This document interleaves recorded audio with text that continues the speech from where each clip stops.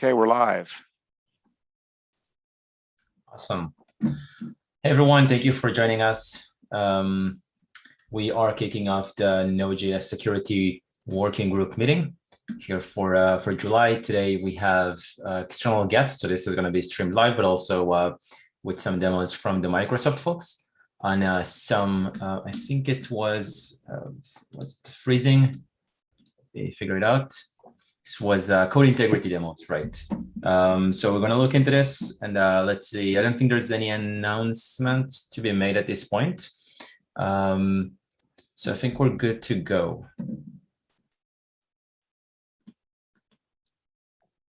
Right. So I need to start the. Yeah. So I prepared. Okay, sounds good. I've prepared a small deck, and we can treat it like a presentation, or we can treat it more as a conversation. But it's going to bring some context, kind of around why we're looking into this and what we're doing and problems that are generally facing language interpreters and dynamic runtimes. And then at the end, there'll be a brief demo with what I've done, and then we can have a little discussion at the end too. So let me just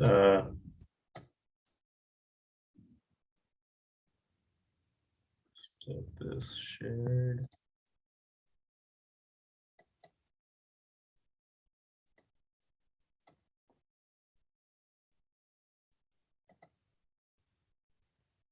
Okay. Yep, we can see it. All right, we can see the presentation. Perfect. Mm-hmm. All right. There we go. All right. Hey, so for some context, Lee spoke with the Node Security Working Group in late 2019 about threats to what we're calling dynamic runtimes, basically any host program which can execute arbitrary code, such as language interpreters like Python, Node, Perl, and PowerShell. Since he gave that presentation, I've started working with Lee on hardening applications for use in high-risk environments. Today, I'm going to talk a bit about the prototype work I've been doing on Node to help integrate it with system code integrity policy. I've prepared a deck. We can treat it like a presentation or use it to guide discussion, but it's going to have some context around dynamic runtimes and some of the problems they face. My recent work has centered around helping secure high-risk environments. High-risk environment being any environment where malicious access would be catastrophic. For example, build servers, production servers, and devices with access to production servers, etc. A cornerstone of securing high-risk environments is application allow listing. Time and time again, cybersecurity authorities such as CISA, the Australian Signals Directorate, and MITRE strongly recommend application allow listing to mitigate the risk of malicious code executing in secure environments. Application control is the first bullet point in the Australian Signal Directorate's Essential 8 mitigation strategies to prevent cybersecurity incidents.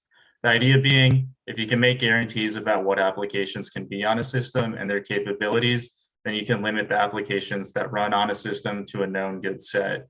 This works great for binary executables. However, dynamic runtimes present a huge gap in our ability to restrict what code is allowed to run on a system. Since the operating system has no insight into whether the files dynamic runtimes read are intended to be executed or not, the operating system can't enforce code integrity on the code the runtime executes. So all these recommendations around allow listing become basically moot if you allow a dynamic runtime on your system. In the current world, if you allow a dynamic runtime by code integrity policy, you've lost the tight controls over what code can execute on your system. And we're seeing dynamic runtimes become a target for malicious actors seeking to live off the land. Their ability to execute arbitrary code and their growing ubiquity make them extremely attractive. PowerShell has seen its fair share of abuse over the years, and many post-compromise toolkits for red teams and malicious actors have been developed for it. Back in 2019, On the right-hand side, there's sort of something blocking part of the screen. Is that part of the slide, or is that another window? That looks like it's the Zoom overlay. Could that be possible? It's probably with the participants. If I minimize that, does that help? Is there still something? Yeah, that's blocking the better. right-hand side? Yeah, that's better. Okay, Oh, thanks. okay, yeah, that was just the Zoom overlay, apparently. Okay, Right. cool.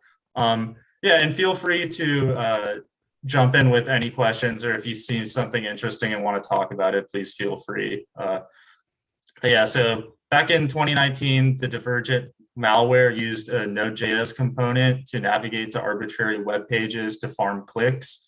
Recently, the MageCard group, originally known for dropping malicious client-side JavaScript, has been dropping PHP skimmers on servers of various e-commerce sites. So what can we do to secure our systems? Do we blanket deny dynamic runtimes? Arguably that help protect our secure environments, but practically it's infeasible. The reality is we're not escaping dynamic runtimes. With their growth and popularity, it's unreasonable to blanket deny them as part of your code integrity policy. So what can we do? We can learn from PowerShell's experience. With PowerShell's growth as a system administration toolkit, it's also seen use as a post-exploitation toolkit. It's a big ubiquity on Windows, and its access to Windows APIs and .NET made it very attractive. In response to this, the PowerShell team has added many security features to increase security transparency, such as module and pipeline logging, system-wide transcripts, script block logging. Basically, any code that PowerShell is asked to execute is logged in some form, either on the system or it can be logged off the system in a secure location. And they've also added anti-malware integration. Additionally, PowerShell is integrated with Device Guard and Windows Code Integrity to prevent malicious code use before it happens. When deployed on a system with Device Guard enabled, PowerShell enters constrained language mode, a mode which disables most language features of PowerShell. However, scripts explicitly allowed by policy are allowed to run in full language mode.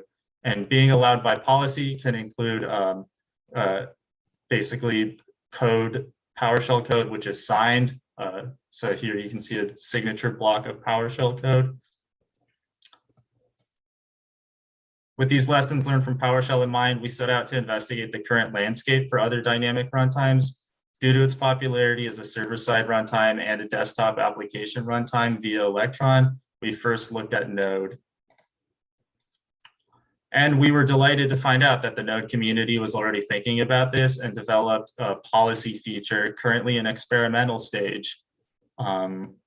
And for those unaware, policies are a security feature intended to allow guarantees about what a code node is able to load. You can define a manifest, and in the manifest, you include integrity hashes of every file the application intends to run. And if a file doesn't match what's defined in the manifest, the file isn't loaded. And the integrity of the manifest can be passed as a command line argument to Node. And it's here that we saw an opportunity to close a link in the trust chain.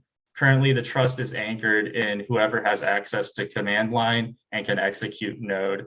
If a malicious actor is able to execute Node on a compromised system, they could modify the launch args to circumvent integrity checks. And this is a demo of the current world. In the left, we have a browser pane. In the top right is the system that the application's running on. It's just a pretty bare bones Express application. And in the bottom right, we have what would be an attacker that has gotten access to the system. So right now I'm just going to dump the content of the policy file. So my attack is I'm just going to inject a web shell into the application and then rewrite the policy file and relaunch with the new integrity string for the policy file. So this is just the application starting up, navigate to it. It's working as expected with the policy file. My attack is going to add a /web shell endpoint, and I'm just navigating to it now to show that it doesn't exist.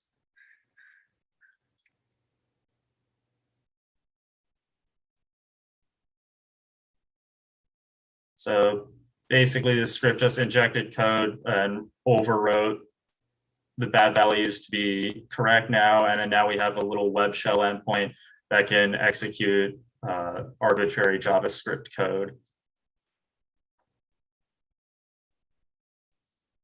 And then we're just showing that the policy file has been overwritten, and then the integrity for the policy file was modified as a launch arg. So that is. Robert, at this point, this is because someone has access to the machine itself, right? So they can actually. Yes, yes. Okay. This doesn't.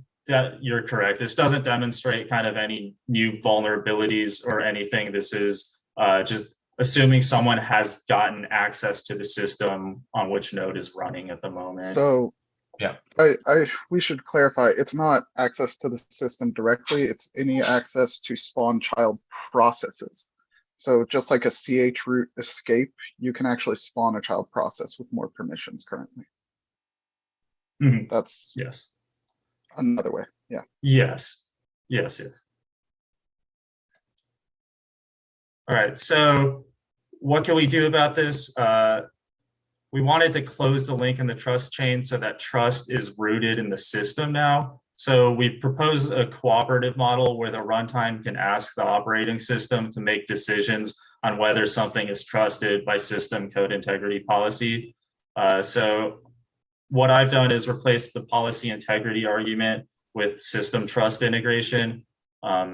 And policy files are now accompanied with a PKCS7 detached signature that has the hash information for the policy file itself. On startup, Node asks the operating system if there's a code integrity policy. If there is a code integrity policy, Node then asks the operating system if the signature file is valid and if the signer is trusted. If so, execution continues as normal as it does today with the experimental policy flag. And this is just a demo that it's repeating the same steps as last time, but this time you'll see that there is no policy integrity argument on the command line. And instead, Node will ask the system if it trusts the policy file based off the signature that's next to the policy file. So you can see there's no policy integrity argument this time. And then it's the same stuff, but this time Node will refuse to run because the policy file does not match the signature associated with it.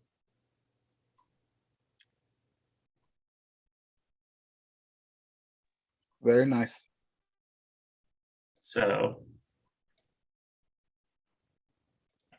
does this rely on any of the, like, because in those policies, there's the ability to say, we're going to limit what APIs you can use, right? Does it rely on any of that? Mm-hmm. Or is it separate from that?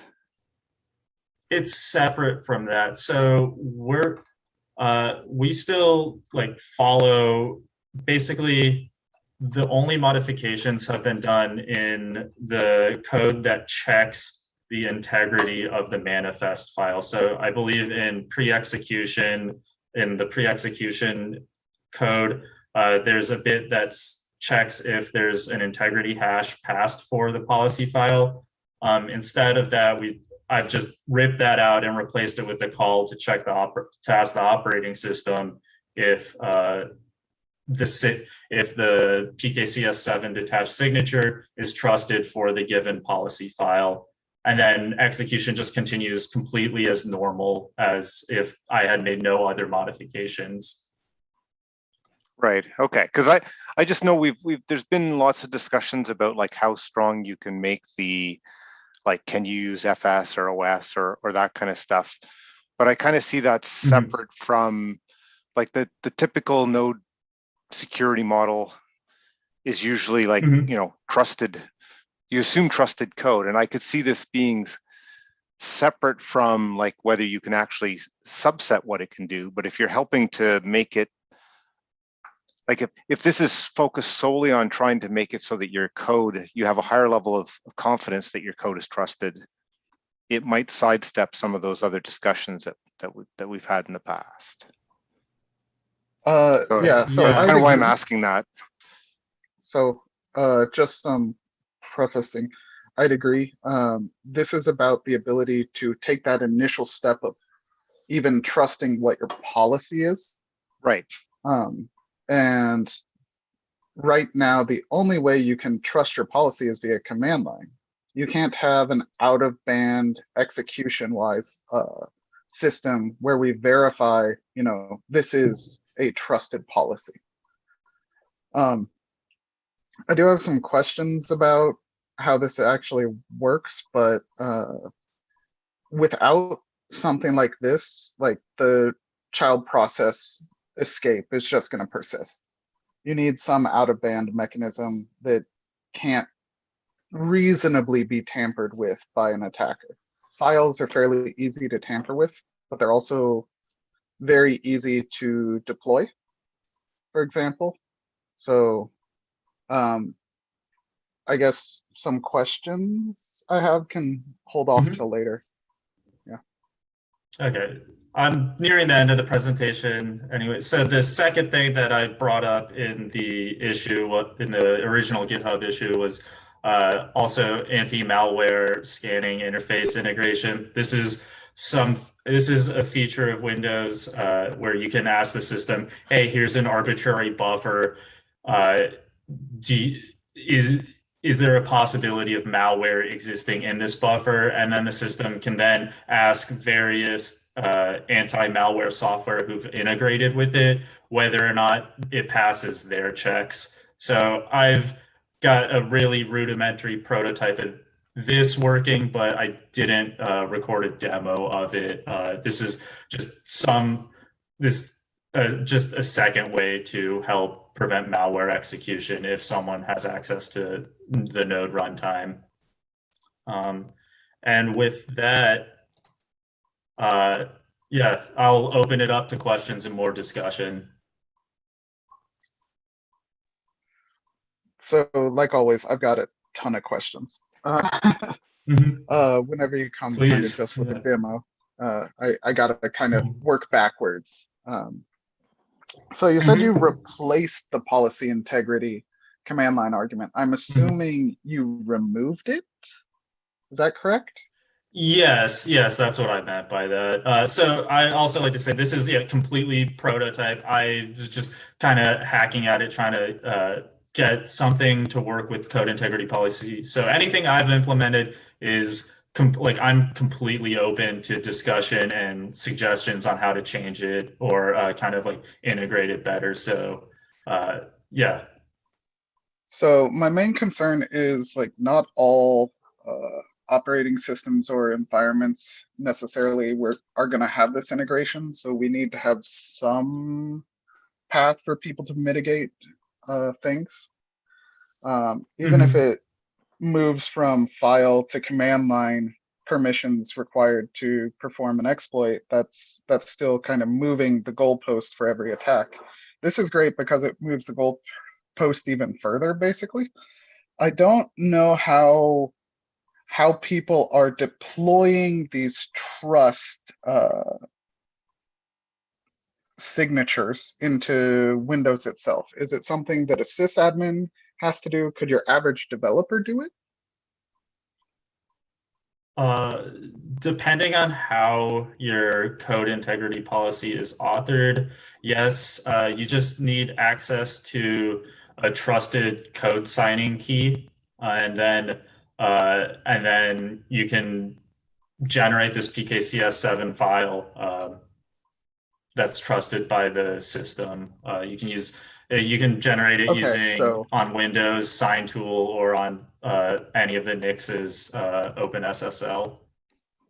Okay, so the next question is like, what's the mitigation for people generating these, just not including Sign Tool or not being able to generate it on a remote machine and sync it back?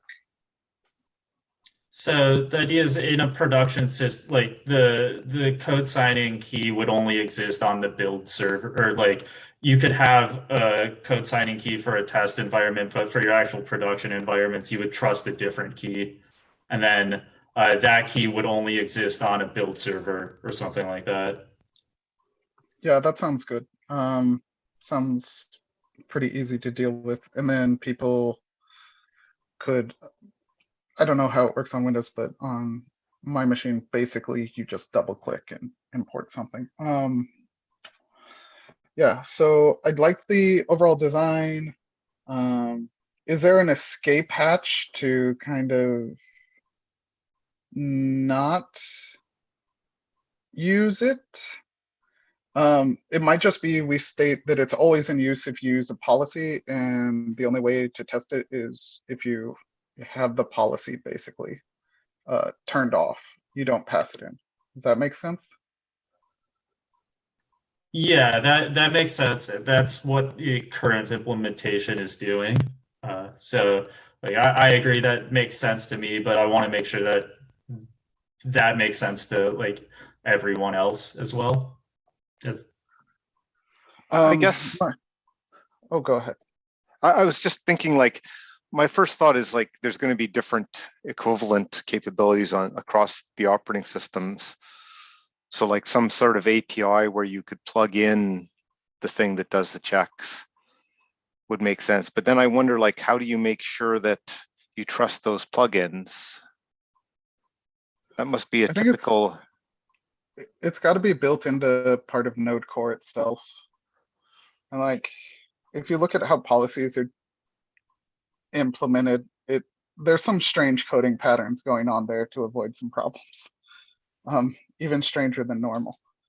But I guess is there a single across all the Linuxes? Is there a single implementation of an equivalent? Like for Windows, Yeah, it's maybe straightforward, but is there like a common, one I answer forget for Linux too? Yes, there is. I forget what the highly abbreviated API name is, but there is signing tool syscalls. Like where you can are a lot ask of the papers operating though on how. system. Go ahead. Yes. Yeah, you can basically ask if this is trusted or not. There are limits to different operating systems. In particular, if I remember right, the Linux one doesn't associate things with locations. So one of the weird things we found with policies is we had to associate integrity with location. Because the simplest attack that we found is if we didn't do that, people could just overwrite the contents of a file with a benign replacement. So things like Express middleware generally have the same API exported. And so if you replaced a security feature in a middleware with, a body parser, suddenly you've lost your security protections.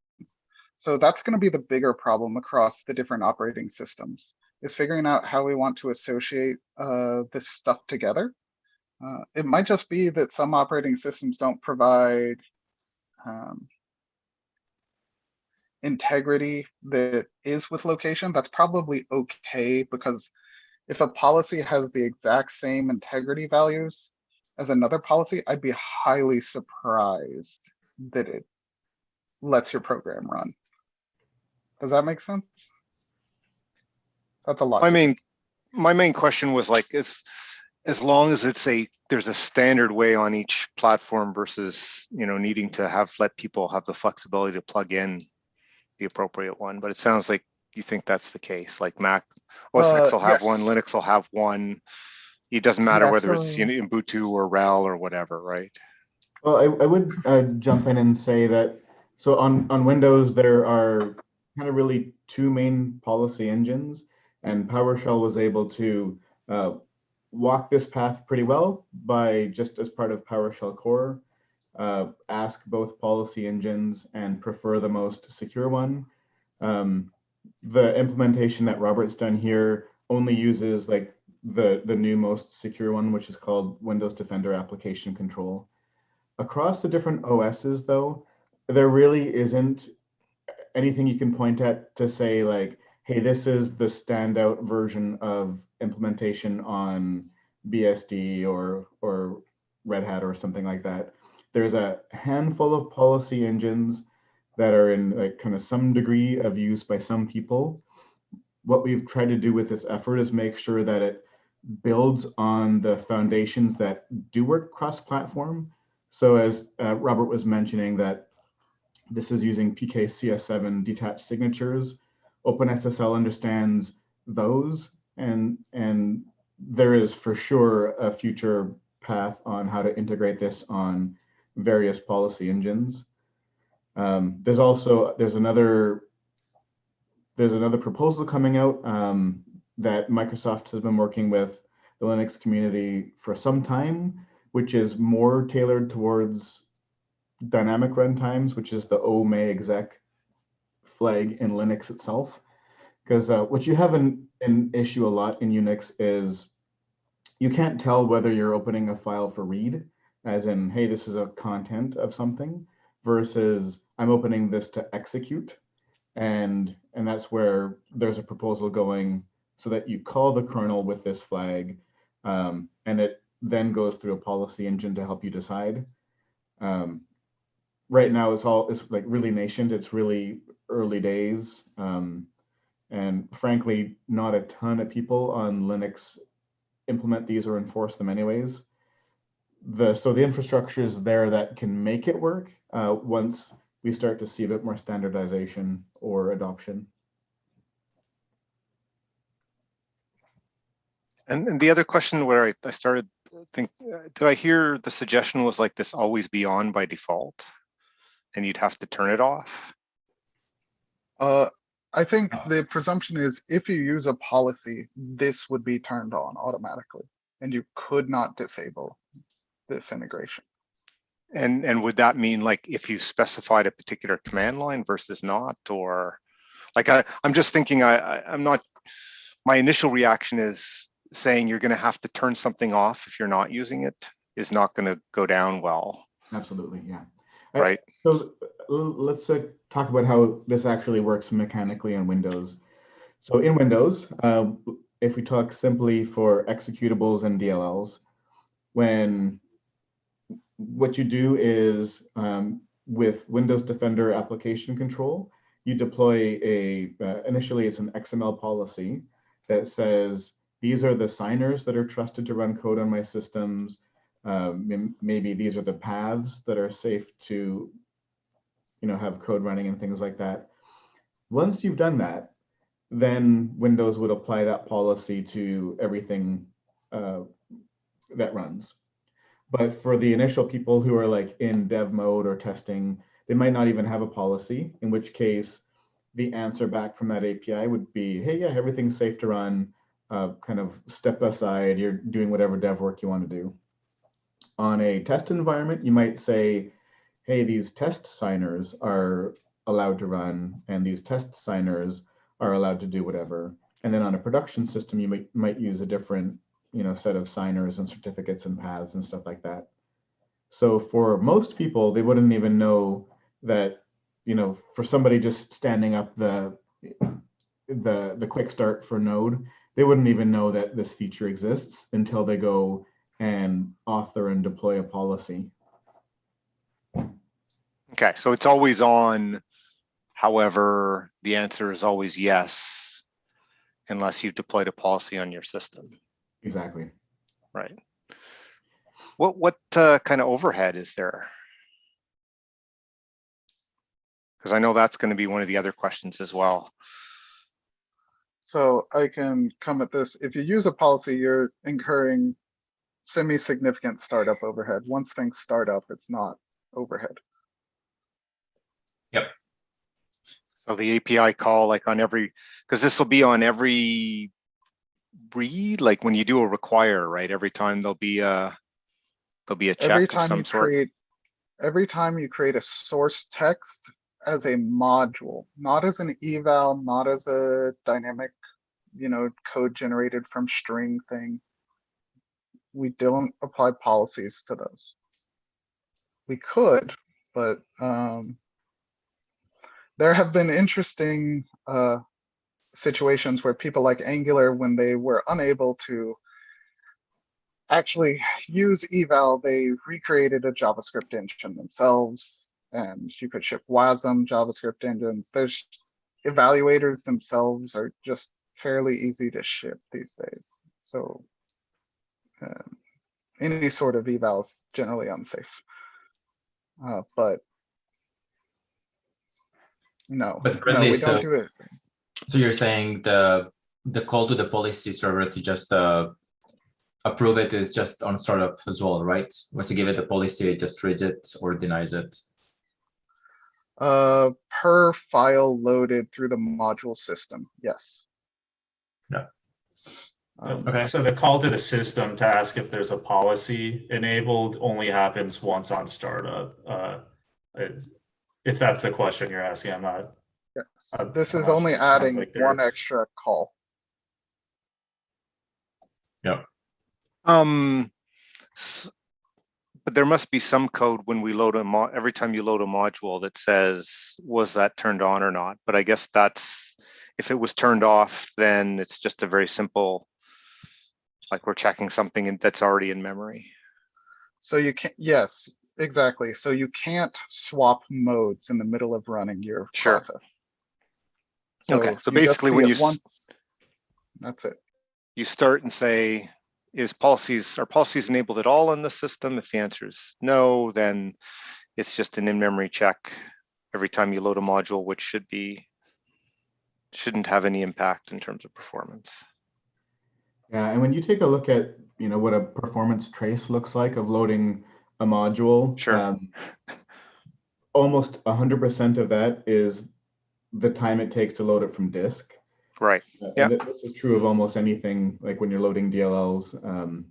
And so just literally the time of either the disk spinning around and ripping bits off or the SSD or whatever, that consumes almost all the time. And then a secondary call into an OS API that says, is this trusted? Once it's off disk is essentially free. Right, but that's not even needed if you don't have a policy, right? Right. I'm just like looking at the impact for people who don't use it. What's the impact? And it's even less because you're not even making that OS call. Yeah. So yeah, we have a hot path and slow path here. If you don't use a policy, we don't do any policy work in Node. If you really want to see like what the difference is under the CSS modules implementation, there's a file helpers.js, which you can see the like different paths for require. So one thing I would note is policies aren't purely used for security things. They can also be used as redirection mechanisms that we talked about earlier, where you replace powerful module references with less powerful ones, or just deny them entirely. Like you can deny loading FS and things like that to a specific module. I think one thing we might want to consider is adding a flag that doesn't enable this, like -- unsafe policy or something, where you can still check the behavior of your policy without having to sign something, unless signing is so trivial and easy that it can be done on every time you make a code change. Does that make sense?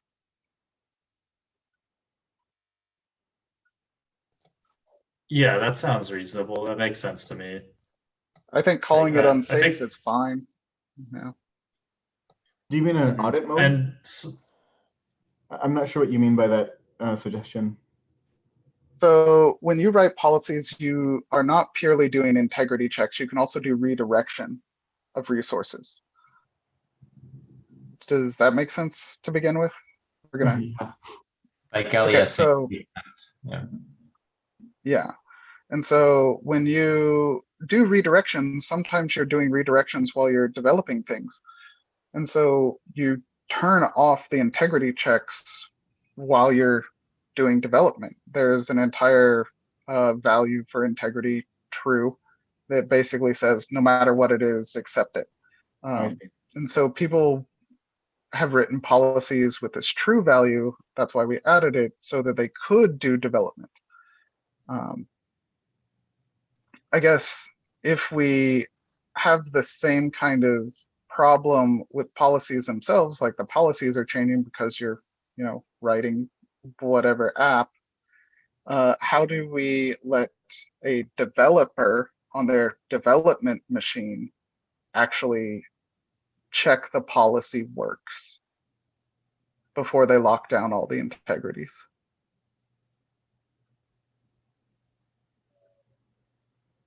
Yeah, I wonder, that's interesting. The redirection, treating policies as, hey, you can do redirection in here and then also enforce integrity requirements and guarantees on certain files. Do we see that's going to be a open bucket that we want to kind of keep on adding to perpetually, or is this going to be something that I think we're about at the limit of what we'll do with policies. We have OpenPR to change some canonicalization rules for URLs. I think that's the only change we've seen besides bug fixes for a year or two. I think the policy manifests itself. The only things people have proposed adding to it are things which are global switches, like FS allowed to read this subdirectory and stuff. So nothing about code loading itself. It's all about constraining specific APIs. Should the integrity be separate in some way from policies? Like, they seem a little bit separate concerns to me, right? Like do we trust our code? And, the integrity checks can help in terms of, hey, we're running trusted code. Separately from that, a next step is trying to say, well, I don't quite trust my code, so I want to actually limit what it can do. So this is complicated because even if you trust code, there are dynamic loading features, like require accepts an arbitrary expression, any string it can load. Same with import, with the dynamic import form. So you have to list all your dependencies out, and those dependencies have to have integrity values associated with them. And so you already have a situation where you have to point your dependency to a proper location. Otherwise, you suffer things like fall through attacks.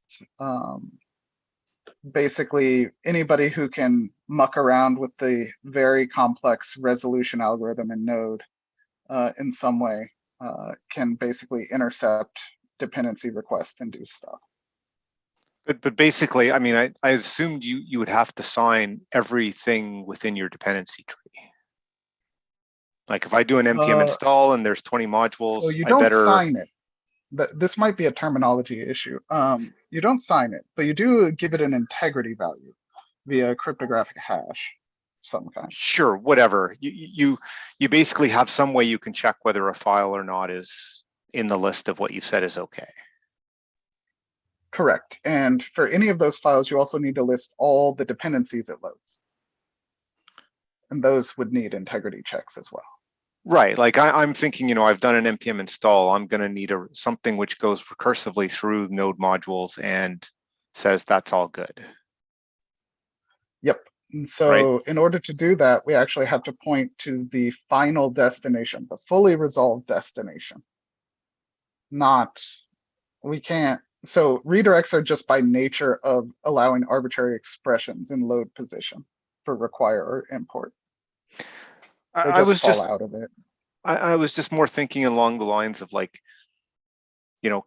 is the check of the integrity check actually part of policies, or is the integrity check a foundation you build policies on top of? You say, okay, well, I need to have that integrity check first, and then I'm going to have a policy that may try and constrain what a file can do. But you don't need policies for the integrity check to be useful. It's kind of what I So was thinking. they are the same feature, just able to be used differently.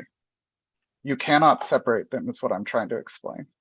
Yeah, and I guess that's what I was trying to understand is like, is that an implementation thing, or is like so for example, the file that says, hey, I can only use FS. Like Hold on. I have some slides. This might be useful. Sure. They're incomplete. So apologies. These are both out of date and incomplete. Great. Could I share screen? You're gonna have to stop for a second. Where are you? Oh gosh.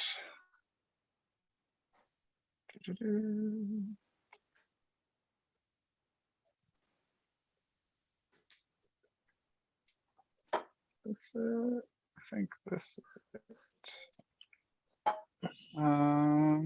Hey, folks, also, given that we've got about 10 minutes remaining on the meeting, I think it'd be good to start thinking about next steps. What would be a good way for us to? So we can get onto that. So there's like a basic threat model for policies and stuff, and scope of what we're not doing. The integrity proof of success. So there's some proof of success here. So there's an attack where you basically can, if you replace, say you've got nested node modules, if you replace a file where it would intercept a parent request, that's an exploit that can occur. So here we have multiple node modules directories. So they're two nested deep.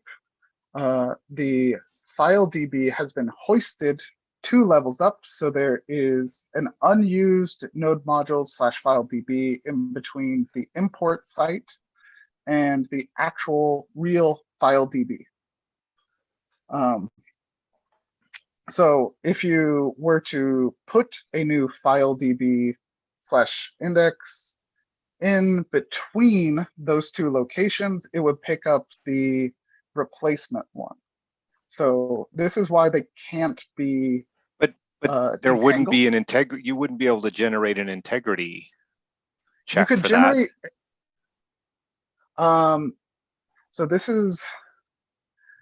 You can, but you have to associate a location with it. But I mean, as an attacker, there's no way I should be able to create an integrity check for anything, unless I'm totally misunderstanding. You don't need to actually create a new integrity. You just need an integrity that's allowed. So the canonical example I use for this is Body Parser and Helmet. They're 2 different Express plugins that have the same API. So if I was to take this and it wasn't accessing FileDB, instead it's accessing Helmet. Helmet is a way to kind of lock down various HTTP features. But I use the intermediary node modules, and in Helmet,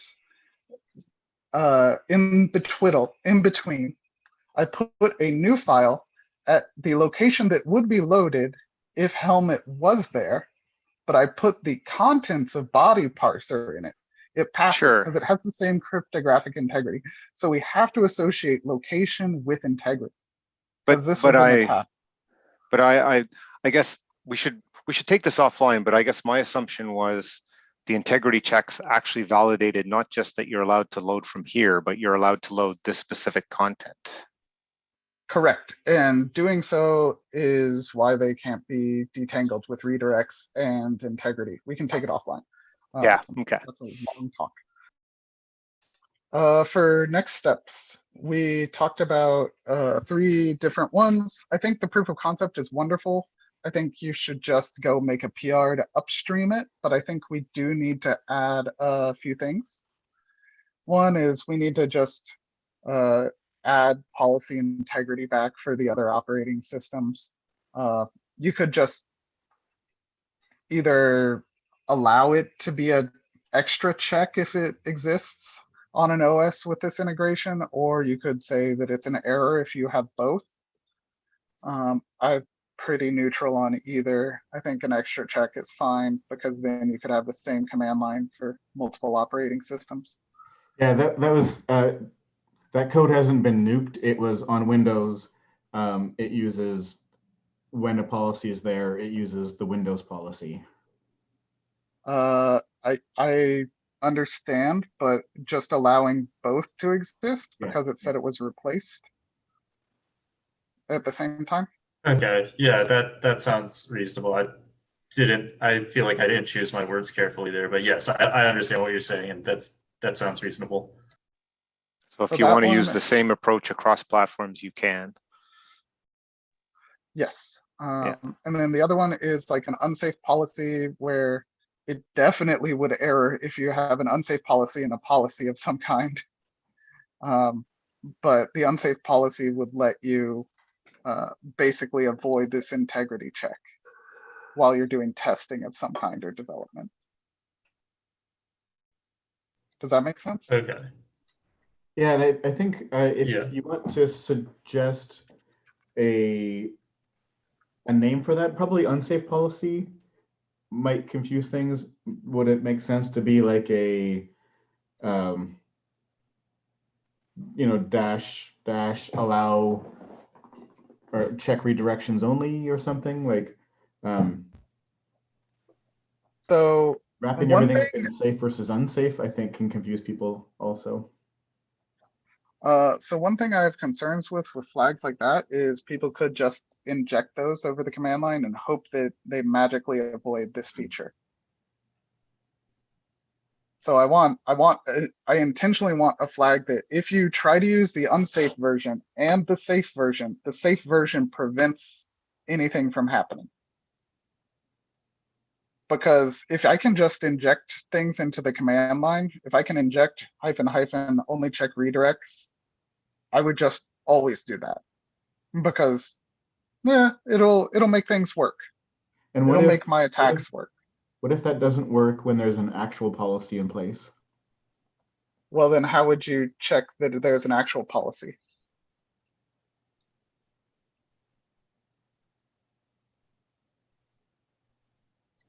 What's the difference? How do you know if something's a real policy or not a real policy if you just have a Boolean flag? I mean, you could have only check redirects and then give it a path, but it still needs to conflict if there is a real policy, like you said. Mhm. All right. Bradley, would it be possible for me to reach out to you separately as I'm kind of doing this work that with just basically wrapping it up and getting it nice for a PR? Sure, I've got time most weeks, so I Okay. think you can No, I actually understand. ship a PR without that flag, to be clear. That's just follow on. Mhm. Sounds good. Awesome. Well, I think Leah and I have to bail for an 8 o'clock meeting, but I appreciate your time and letting me demo this. I'll keep in touch and I can send out a PR when it's ready. And we Sounds can lovely. have more discussion. Cool. All right, thanks everybody. Bye-bye. Thank you for the demo and for the time. Bye. And Bradley, thank you for joining as well. Yep. Appreciate the time and the insights. Bye. Bye. Michael, I think we can wrap it up probably. I'll Okay. put some of the comments now on the doc for the meeting notes. And yeah, I think that's Thanks. good. We'll follow up on it with a full request. Okay.